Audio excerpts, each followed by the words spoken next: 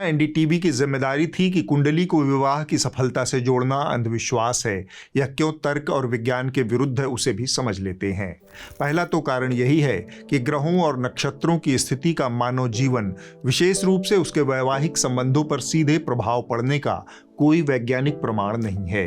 विज्ञान इस बात को सिरे से खारिज करता है। उदाहरण के लिए हम अपने ही धर्म ग्रंथों के सबसे प्रतिष्ठित पूज्य भगवान राम और माता सीता का दाम्पत्य जीवन देखें। दोनों के सभी 36 गुण कुंडली वालों ने मिलाए थे, ऐसा दावा हमारे शास्त्र करते हैं। 36 गुण का मिलान सबसे श्रेष्ठ माना जाता है, लेकिन सच हमारे सामने है। दोनों को जंगलों में भटकना पड़ा। बाद में राम ने सीता का त्याग ही कर दिया। यह तो शास्त्रों की बात हुई। वर्तमान में भी आप देखें तो पाएंगे कि हमारे आसपास तमाम ऐसे लोग कुंडली मिलाकर शादी करने वाले मौजूद हैं, लेकिन उनके विवाह असफल हो गए। इनकी इतनी हिम्मत। कुंडली और भाग्य के खोखलेपन को बर्नम इफेक्ट के जरिए और आसानी से समझा जा सकता है। ज्योतिषियों और कुंडलियों की भविष्यवाणियां अक्सर बेहद सतही और सामान्य निष्कर्षों पर आधारित होती हैं।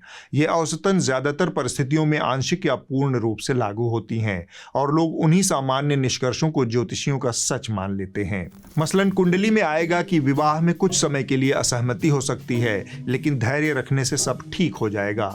यह इतना सामान्य कथन है कि किसी के भी रिश्ते पर लागू हो सकता है। इसमें कुंडली का कोई महत्व या योगदान नहीं है। मूल बात यह है कि विवाह की सफलता व्यक्तियों की आपसी समझ, संवाद, समान मूल्य, आर्थिक स्थिति और जीवन शैली जैसी तमाम चीज़ों पर निर्भर करती है, जबकि कुंडली इन तमाम मानवीय और व्यावहारिक पहलुओं को नज़रअंदाज करके दाम्पत्य की सफलता को ज्योतिषीय गणनाओं और नक्षत्रों की गति से जोड़ता है, जो कि सरासर झूठ है। समझ रहे हो? इतना ही नहीं, कुंडली भ्रामक और सच से परे भी हो सकते हैं।